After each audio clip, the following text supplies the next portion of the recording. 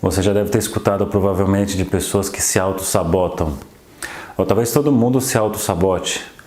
Quando tem chance de fazer algo certo, de ter sucesso em alguma coisa, parece que alguma coisa mais forte atua sobre a pessoa e ela vai lá e falha. Ou então experiências desprazerosas que são repetidas, sonhos desprazerosos que são sonhados mais de uma vez. Por que isso acontece? Esse vai ser o assunto da nossa aula de hoje do curso Teorias da Personalidade em Freud Reich Jung, aula número 8.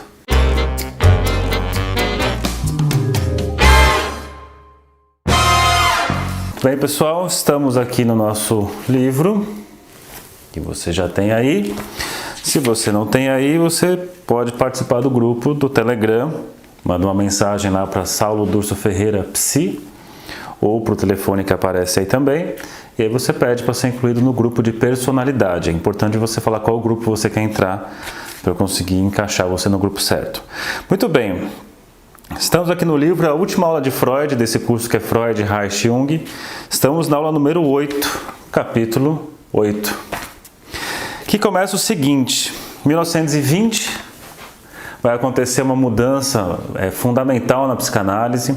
É interessante localizar o que está acontecendo nas nossas aulas. Tivemos uma aula chamada Luta e Melancolia, que foi um texto posterior à Introdução ao Narcisismo, que é um texto fundamental para entender psicanálise, localizar vários outros autores no diálogo com Freud. E então um texto que acontece logo depois de Introdução ao Narcisismo é Luta e Melancolia.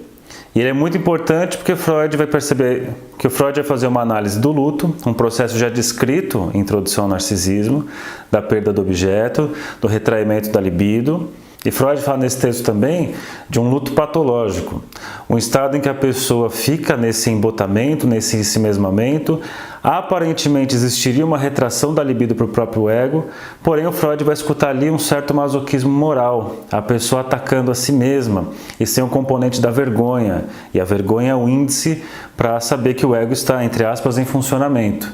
Então Freud começa a pensar que alguma coisa aconteceu a esse ego, uma deformação nesse ego, que ele ataca a si mesmo. Então esse é um ponto. 1916, 1917.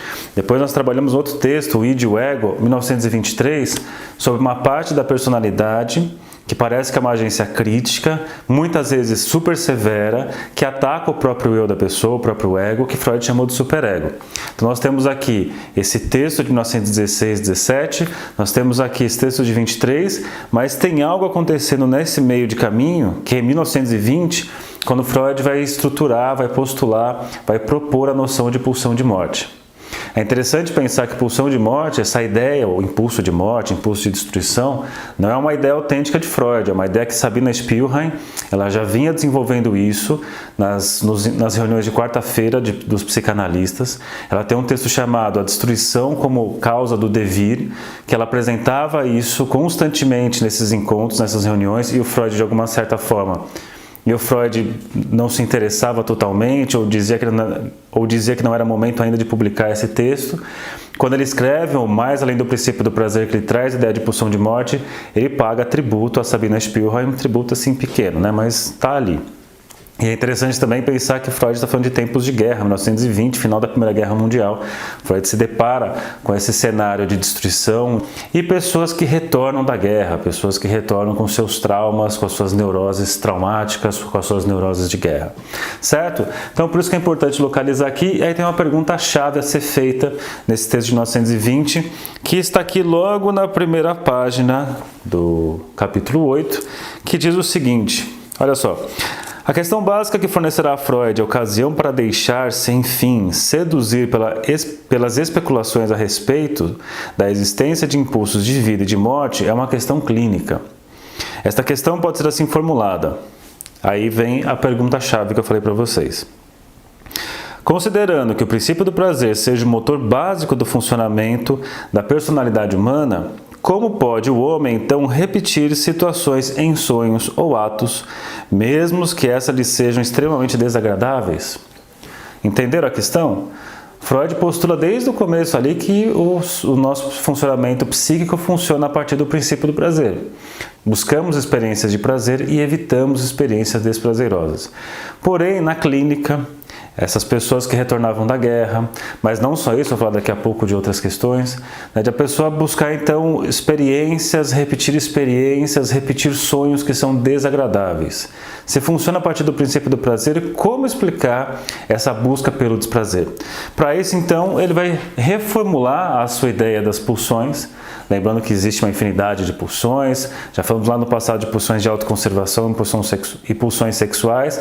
Aqui Freud faz uma nova divisão em duas grandes pulsões, a pulsão de vida e a pulsão de morte. Eros e Thanatos, pulsão de vida Eros, pulsão de morte Thanatos. Muito bem, e virando a página nós temos uma das máximas, né, uma das frases fundamentais para entender essa ideia de pulsão de morte, que é a seguinte: a pulsão tende a restabelecer um estado anterior, inorgânico. Então Freud começa a ter essa ideia, ele traz esse postulado que a pulsão sempre busca um estado anterior.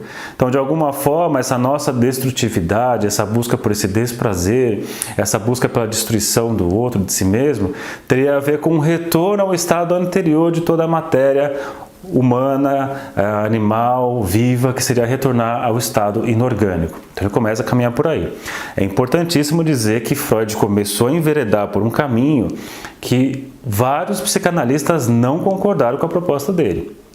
Então esse é um momento de algumas rupturas, de pessoas dizendo assim, não, isso que Freud fala não está correto, o Winnicott vai dizer o único erro de Freud é a questão da pulsão de morte, então não é algo que é aceito por todos. É interessante também nesse ponto que o Lacan, no seu retorno a Freud, na sua releitura de Freud, ele vai dizer que não só a pulsão de morte existe, como a única pulsão que existe é a pulsão de morte. Eu até vou explicar um pouquinho disso no finalzinho, quando eu falar desse esquema aqui, que esclarece algumas coisas, inclusive a ideia do Lacan. Bom, aí um outro ponto muito importante que diz assim, ó, que foi o jeito que eu abri o vídeo de hoje, dizendo: Freud encontra então uma explicação para essas compulsões em repetir situações antigas que estariam em contradição com o princípio do prazer. Tais como elas se revelam nos repetidos pesadelos onde são retratados eventos traumáticos ou ainda em situações de vida onde o sujeito fracassa invariavelmente segundo um mesmo modelo nos momentos mesmos em que ele reunira todas as condições para obter algum sucesso ou triunfo. De novo aqui, ó. Em situações de vida onde o sujeito fracassa invariavelmente segundo um mesmo modelo. Outras palavras, é aquilo assim, por que repetimos os mesmos erros? Ou o que eu falei numa das aulas, o toquinho que sempre tropeçamos. Sempre falhamos de uma mesma forma, parece ter uma repetição. Até falei numa das aulas, por que isso acontece? Por que isso, não sei o quê? Por que isso acontece? Então, o que acontece quando tudo vai bem, tudo está dando certo, aí na hora do triunfo, pum, dá errado. Então, essa coisa que dá errado, essa coisa que se destrói, essa coisa que se fragmenta, essa coisa que falha, essa coisa que é desprazerosa, Freud começa a enxergar isso cada vez mais na clínica e vai chamar isso de pulsão de morte. Agora, eu vou trazer para vocês o livro onde Freud apresenta tudo isso. Está aqui, ó. Além do princípio do prazer, ou mais além do princípio do prazer, depende da tradução, trazer alguns pontos no capítulo 2, que Freud está tratando a ideia de neurose traumática, neurose de guerra, essas pessoas que continuavam a trazer os seus traumas mesmo depois de ter passado o evento, né? Por que ficar sonhando com isso? Por que trazer esses sentimentos desprazerosos o tempo todo? Ele diz assim, ó, podemos considerar o estudo do sonho como o caminho mais confiável para investigar os processos psíquicos profundos. Bem, a vida onírica da neurose traumática apresenta a característica de reconduzir o paciente repetidamente à situação de seu acidente, da qual acorda com um susto renovado. De novo, ó. A vida onírica da neurose traumática apresenta a característica de reconduzir o paciente repetidamente, compulsão à repetição, a situação do seu acidente, da qual acorda com um susto renovado. É interessante que ele vai trazer isso de pessoas que passam por essa experiência traumática e ficam revivendo isso. E veio uma outra parte aqui, que isso é um clássico da psicanálise. Até assim, se você vai dizer por aí que você entende de psicanálise, você tem que falar desse assunto, que é o Fordá. Fordá é o famoso jogo do carretel, que o Freud traz a descrição de uma criança num jogo de carretel, num jogo lúdico ali, numa brincadeira, que depois saberemos que era o seu neto, e que é o seguinte, é uma criança, um menino de 1 ano e meio, com a brincadeira que ele mesmo inventou. E qual que é a brincadeira? Essa criança aqui está passando para a experiência do afastamento da mãe. A mãe está retomando, né, o seu trabalho, retomando as suas atividades e começando a deixar o filho sob os cuidados de outra pessoa, dos avós, no caso aqui tem Freud na história, né? E é interessante que é o seguinte, a criança está passando por uma experiência de afastamento da mãe, e então ela começa com um jogo a princípio enigmático, e aí o Freud começa dizendo que essa criança que está passando por esse momento tinha o hábito de pegar objetos e arremessar para longe, fazendo uou, né? Pegava o objeto e jogava para longe, e ele entendia muito bem o porquê disso. Tinha lá as suas hipóteses, mas ainda não tinha uma certeza. Então, depois de um certo tempo, esse jogo se amplia e a criança pega um carretel de linha, né, e pega esse carretel e arremessa para longe, só que na sequência puxa para perto. Pega de novo, arremessa para longe e puxa para perto. Esse processo de jogar para longe e puxar para perto era acompanhado de 2 sons, que era o for quando jogava para longe e o dá quando reencontrava o objeto. For quando jogava para longe, dá quando reencontrava o objeto. É possível pensar nisso de uma das coisas que você encontra sempre na infância, que eu já falei em outros vídeos, que é a criança que passa por algo de forma passiva, ela repete isso de maneira ativa. Então agora, né, se a mãe se afasta dela sem o controle dela, agora ela recria essa situação, só que agora ela está no controle. Mas é interessante que é uma experiência desprazerosa, a experiência do afastamento materno. Tudo bem que depois você tem ali o reencontro, mas por que ficar nessa repetição incessante de reencontrar o desprazer do afastamento? Então esse é outro ponto que o Freud traz. Então a compulsão à repetição vai pensar desde as neuroses de guerra, aquilo que os pacientes traziam em termos de um sofrimento que reaparecia, um sofrimento vivido que reaparecia constantemente, até esse jogo infantil do Fordá, uma experiência de desprazer que se repete, compulsão à repetição. Outro texto que vale a pena ressaltar aqui nessa aula é o texto Compêndio da Psicanálise, que eu já falei para vocês dele em outras aulas, falando tanto da sua teoria quanto da prática, como é que ele trabalha com a psicanálise na prática. Então ali você tem um rico material para entender o Freud explicando a psicanálise, é o último livro do Freud, então você tem ali um Freud bem maduro contando sobre sua teoria e ao mesmo tempo da sua prática clínica, então vale muito a pena. E nesse texto, Freud ele traz um capítulo sobre as pulsões, sobre os impulsos. Ele vai trazer a ideia também de pulsão de vida e morte, eros e pulsão de destruição, ele começa chamando assim, depois chama de Thanatos. Vai dizer o seguinte, eros é a pulsão que busca fazer ligações.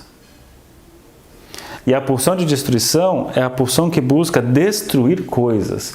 Então uma está fazendo junções e outra está fazendo disjunções.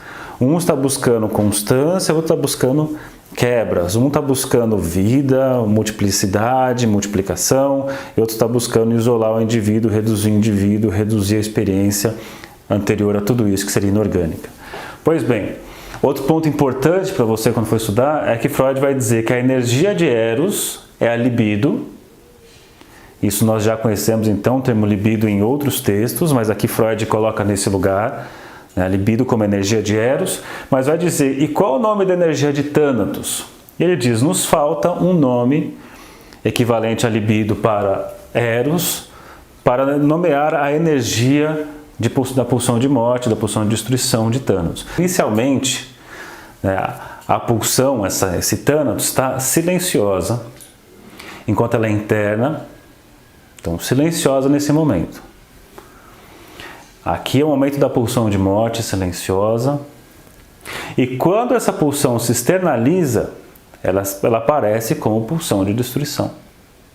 Então você pode enxergar isso no processo natural, né, da criança começar a ficar violenta, de começar a atacar a mãe, pai, atacar os amiguinhos, a jogar coisas, a ficar mais agressiva. Então isso é uma forma de expressão da pulsão de destruição. Então Freud coloca como algo natural até esperado. E podemos pensar, né, nisso aqui em níveis maiores, então esse desejo, por exemplo, por violência, a experiência de busca pela guerra, a experiência de busca pela destruição, pelo caos, ou por exemplo, até o nosso sadismo de, sei lá, você vê um acidente, você para, você quer assistir aquilo, e você fica horrorizado, mas ao mesmo tempo filmando assim, nossa, que horrível, olha isso, eu preciso filmar essa coisa horrível, meu Deus, deixa eu mandar para todo mundo do meu WhatsApp, porque é tão horrível que as pessoas precisam ver. Então vê nisso essa busca por esse desprazer, e aí a pessoa assiste aquele vídeo e acha horrível, mas não consegue deixar de repetir e quer assistir de novo, e é tão desprazeroso, mas quer assistir de novo. Né? Sei lá, você vê um filme de terror que te causa muito mal, você quer assistir mais uma vez, e mais uma vez, e mais uma vez. E é interessante pensar nisso, porque essa pulsão de destruição é Thanatos externalizado, certo? Só que também é interessante pensar na impossibilidade de que essa pulsão de destruição possa ser colocada pelo lado de fora. Claro que isso tem profundos estudos e consequências e formas de pensar e situações para se pensar, mas vamos pensar às vezes numa moral repressora excessiva de uma família que proíbe qualquer tipo de agressividade dentro dela. Para onde vai essa pulsão de destruição? Só tem um único caminho, que é voltar contra a própria pessoa. Como nós falávamos lá em Luto e Melancolia, que para não atacar o objeto, a pessoa ataca a si mesma. Freud até traz algumas passagens, né, que a pessoa, quando fala aquelas coisas sobre ela mesma, na verdade seria direcionada a um objeto, mas ela não fala isso em relação ao objeto. Podemos até pensar que nesse caso, agora acrescentando a ideia da pulsão de morte, que essa pulsão de destruição não pode ir para fora e é voltada contra o próprio indivíduo. Então provavelmente você já entendeu onde vai dar nisso. Isso vai acontecer, se a gente for pensar aqui, ó, nessa pulsão de morte, nessa pulsão agressiva que deveria ser voltada para fora, voltando para a própria pessoa, essa pulsão de destruição, podemos enxergar aqui os rudimentos do superego. Por isso que eu falei para vocês que essas aulas elas vão se somando para finalmente em 23 chegar naquele modelão lá da segunda tópica. Então, quando você pega lá a introdução ao narcisismo, estado do luto, depois luto e melancolia, o luto patológico de uma parte do ego que volta contra ele mesmo. Você chega agora aqui, a ideia da pulsão de morte, silenciosa inicialmente enquanto interna, depois externalizada, a pulsão de destruição. Se ela então não pode se ligar aos objetos externos, ou por mais que ela se ligue a objetos externos, uma parte volta contra a própria pessoa, que existe o retraimento de uma parcela disso, eu tenho ali os elementos que vão formar mais tarde o superego. Então aqui, ó, no retorno contra a própria pessoa, temos o rudimento do superego. Se você pegar de novo o texto de hoje, da aula de hoje, o texto 8, vai aparecer ali o sentimento de culpa como uma das características da pulsão de morte atuando contra o próprio ego. Então, por isso que o ego, depois que vai ser pensado assim, que a pulsão de morte está a serviço do superego contra o ego.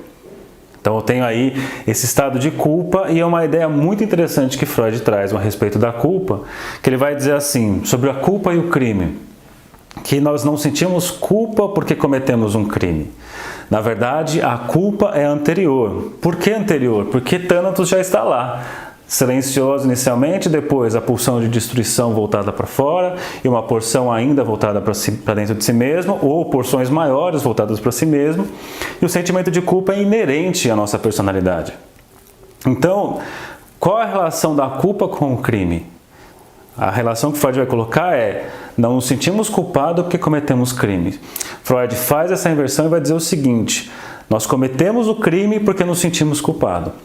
Pulsionalmente nos sentimos culpados por conta da estrutura da pulsão de morte, e aí então cometemos crime para de alguma forma legitimar essa culpa, né? Direcionar essa culpa para alguma coisa que tem algum tipo de sentido. Olha que inversão interessante.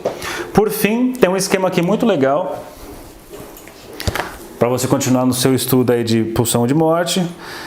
Fundamentos da Psicanálise, volume 2, Coutinho Jorge faz um esquema aqui muito legal, acho bem útil de se pensar a questão das pulsões, porque você vai ter lá essa briga, né? Vamos dizer que não existe pulsão de morte, o Lacan vai dizer que só existe a pulsão de morte, enfim. E o modelo que ele traz é um modelo de continuidade, assim, né? Ele vai trazer uma sequência aqui que você consegue localizar tanto a pulsão de vida quanto a pulsão de morte na história. Eu vou tentar dar um foco aqui. Seguinte, ó. X, Y, X' e Z. Aí eu tenho aqui, ó, a pulsão, um acúmulo dessa energia, lembrando da aula sobre o id, né? Esse acúmulo de energia, Aí eu tenho uma descarga e um mais além dessa descarga e que não para aqui, né? Então o que eu tenho aqui, ó? De X para Y é a chamada excitação sexual, que é uma experiência de desprazer. Vamos imaginar aqui, ó, como o modelo da bexiga que eu falei para vocês, que vai se enchendo e vai causando o desprazer de estar cada vez mais cheia. Depois eu tenho aqui, ó, de Y para X', eu tenho a descarga dessa energia, prazer, tá aqui, ó, um desprazer sexual, essa excitação que vai aumentando, aumentando, aumentando. A descarga, o prazer sexual. Aí ele vai chamar aqui, ó, esse X' do gozo sexual, a pequena morte, ficar acabado após o gozo.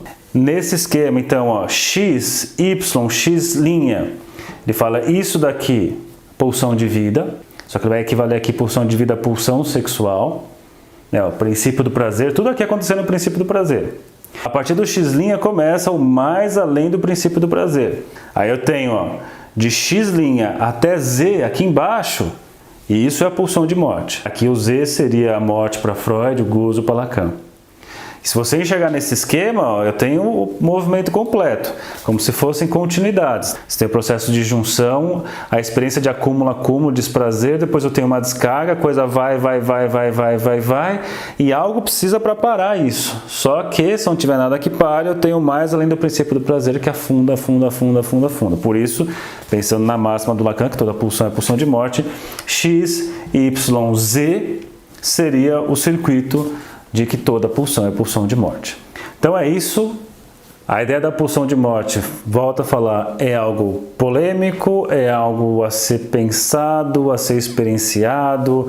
Você vai ter ali autores que falam sobre isso de forma muito interessante. Melanie Klein tem uma proposta, Lacan tem outra proposta. Alguns vão dizer que não, que essa história está completamente errada. Independente de tudo isso, acho interessante você se aventurar por esse texto, mais além do princípio do prazer, e o compêndio da psicanálise. Então é isso, encerramos hoje as nossas aulas de Freud e a partir da próxima começaremos com Reich. Até lá e bons estudos!